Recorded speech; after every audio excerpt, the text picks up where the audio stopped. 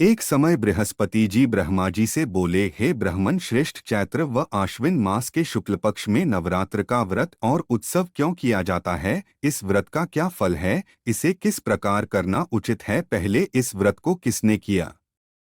सो विस्तार से कहिए। बृहस्पति जी का ऐसा प्रश्न सुन ब्रह्मा जी ने कहा, हे बृहस्पति, प्राणियों के हित की इच्छा से तुमने बहुत अच्छा प्रश्न किया है। जो मनुष्य मनोरथ पूर्ण करने वाली दुर्गा, महादेव, सूर्य और नारायण का ध्यान करते हैं, वे मनुष्य धन्य हैं। यह नवरात्र व्रत संपूर्ण कामनाओं को पूर्ण करने वाला है। इसके करने से पुत्र की कामना वाले को पुत्र, धन की लालसा वाले को धन, विद्या की चाहना वाले को विद्या और सुख की इच्छा वाले को सुख मिलता है। इस व्रत को करने से रोगी मनुष्य का रोग दूर हो जाता है, मनुष्य की संपूर्ण विपत्तियां दूर हो जाती हैं और घर में समृद्धि की वृद्धि होती है।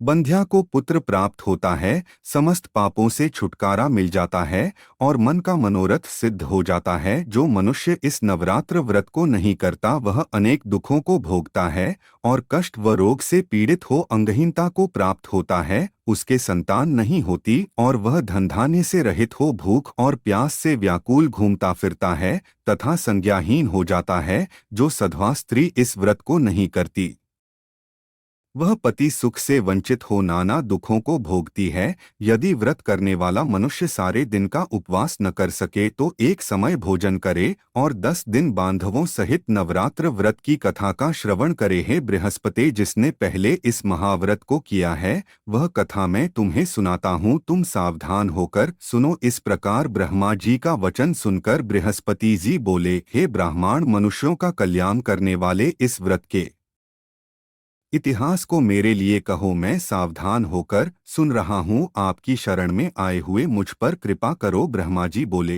प्राचीन काल में मनोहर नगर में पीठत नाम का एक अनाथ ब्राह्मण रहता था। वह भगवती दुर्गा का भक्त था। उसके संपूर्ण सद्गुणों से युक्त सुमति नाम की एक अत्यंत सुंदरी कन्या उत्पन्न हुई। वह कन्या सुमति अपने पिता के घर बाल्यकाल में अपनी सहेलियों के साथ क्रीड़ा करती हुई इस प्रकार बढ़ने लगी।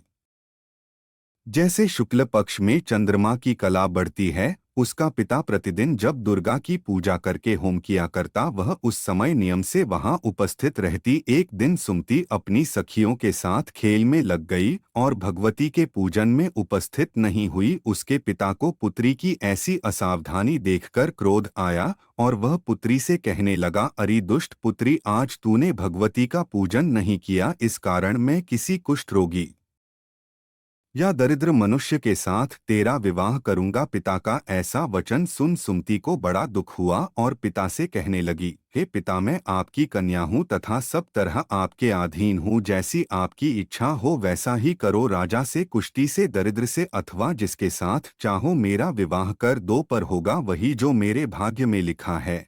मेरा तो अटल विश्वास है, जो जैसा कर्म करता है उसको कर्मों के अनुसार वैसा ही फल प्राप्त होता है। क्योंकि कर्म करना मनुष्य के अधीन है पर फल देना ईश्वर के अधीन है। जैसे अग्नि में पड़ने से तृणादि उसको अधिक प्रदीप्त कर देते हैं, इस प्रकार कन्या के निर्भयता से कहे हुए वचन सुन उस ब्राह्मण ने क्रोधित हो अपनी कन्या का विवाह एक कुष्टी के साथ कर दिया और अत्यंत क्रोधित हो पुत्री से कहने लगा, है पुत्री, अपने कर्म का फल भोगो, देखें भाग्य के भरोसे रहकर क्या करती हो। पिता के ऐसे कटु वचनों को सुन सुमति मन में विचार करने लगी, अहो मेरा बड़ा दुर्भाग्य है जिससे मुझे ऐसा पति मिला। इस तरह अपने दुख का विचार करती हुई वह कन्या अपने पति के साथ वन में चली गई और डरावने कुशायुक्त उस निर्जन वन में उन्होंने वह रात बड़े कष्ट से व्यतीत की। उस गरीब बालिका की ऐसी दशा देख देवी भगवती ने पूर्व पुण्य के प्रभाव से प्रकट हो सुमति से कहा,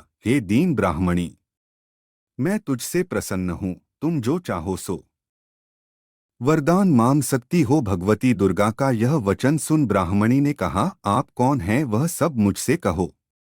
ब्राह्मणी का ऐसा वचन सुन देवी ने कहा कि मैं आदि शक्ति भगवती हूँ और मैं ही ब्रह्म विद्या व सरस्वती हूँ। प्रसन्न होने पर मैं प्राणियों का दुख दूर कर उनको सुख प्रदान करती हूँ। हे ब्राह्मणी, मैं तुझ पर तेरे पूर्व जन्म के पुण्य के प्रभाव से प्रसन्न हूँ। तुम्हारे पूर्व जन्म का वृतांत सुनाती हूँ, सुनो।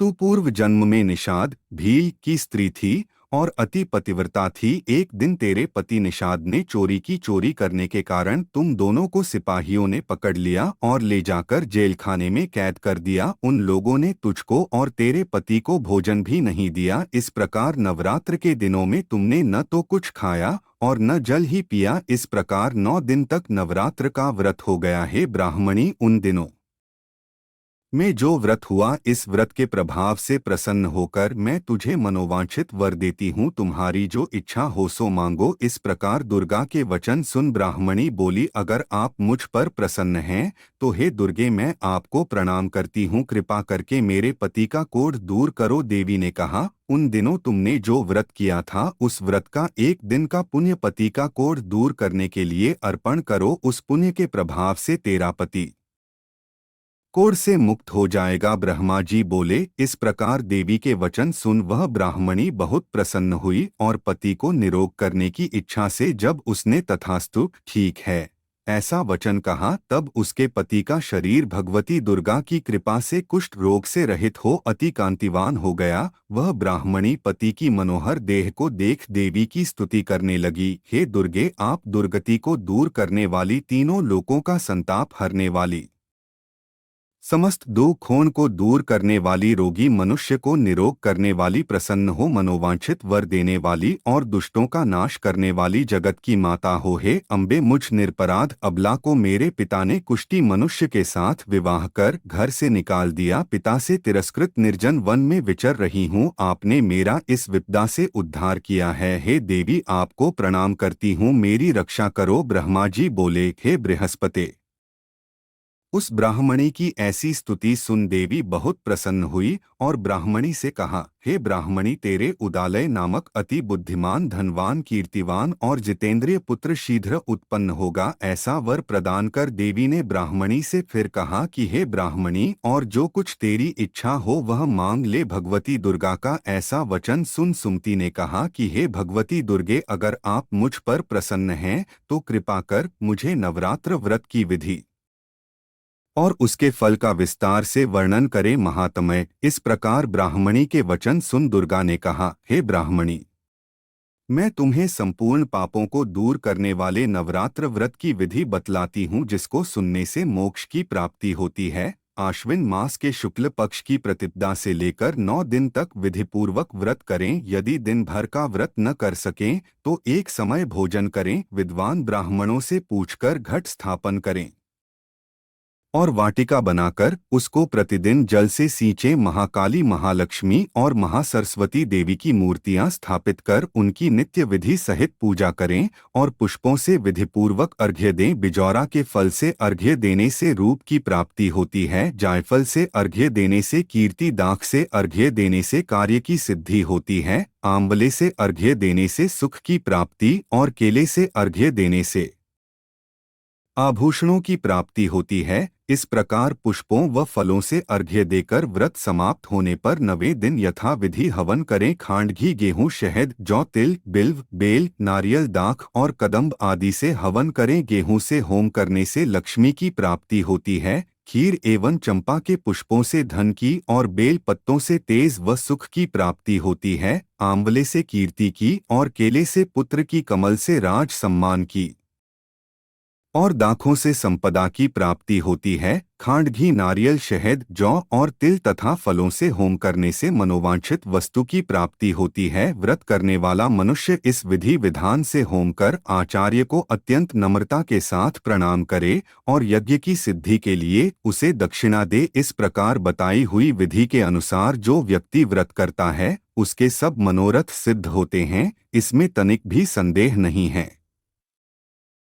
इन 9 दिनों में जो कुछ दान आदि दिया जाता है उसका करोड़ों गुना फल मिलता है। इस नवरात्र व्रत को करने से अश्वमेध यज्ञ का फल मिलता है। हे ब्राह्मणी, इस संपूर्ण कामनाओं को पूर्ण करने वाले उत्तम व्रत को तीर्थ, मंदिर अथवा घर में विधि के अनुसार करें। ब्रह्मा जी बोले, हे बृहस्पति।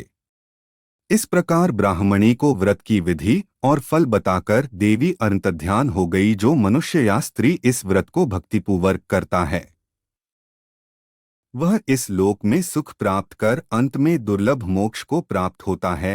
हे बृहस्पति, यह इस दुर्लभ व्रत का महात्म्य है जो मैंने तुम्हें बतलाया है। यह सुन बृहस्पति जी आनंद से प्रफुल्लित हो ब्रह्मा जी से कहने लगे कि हे ब्राह्मण, मुझ पर अति कृपा की जो मुझे इस नवरात्र व्रत का महात्म्य सुनाया। ब्रह्मा जी बोले कि हे बृहस्पति, यह देवी भगवती शक्ति संपूर्ण लोकों का पालन करने वाली है। इस महादेवी के प्रभाव को कौन जान सकता है? बोलो देवी भगवती की जय हो। व्रत की विधि: प्रात नित्य कर्म से निवृत्त हो स्नान कर मंदिर में या घर पर ही नवरात्र में दुर्गा जी का ध्यान करके यह कथा करनी चाहिए। कन्याओं के लिए यह व्रत विशेष लाभदायक है। श्री जगदम्बा की कृपा से सब विघ्न दूर हो जाते हैं तथा सुख समृद्धि की प्राप्ति होती है। प्रार्थना है परमेश्वरी, मेरे द्वारा रात दिन सहस्त्रों अपराध होते हैं, यह मेरा दास है।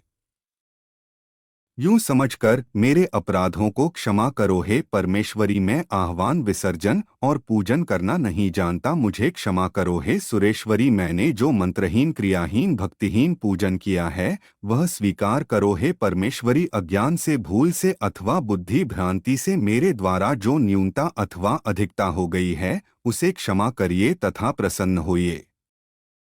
जय माता दी। मित्रों, कृपया मेरे इस चैनल को लाइक और सब्सक्राइब अवश्य करें और कमेंट में जय माता दी लिखकर नवरात्रि के इस पावन अवसर पर माता रानी के श्री चरणों में अपनी हाजिरी अवश्य लगाएं। साथ ही बेल आइकन को भी दबाएं जिससे मेरे आने वाले वीडियो की जानकारी आपको मिल सके। आप कमेंट के द्वारा अपना सुझाव भी दे सकते हैं। जय माता दी।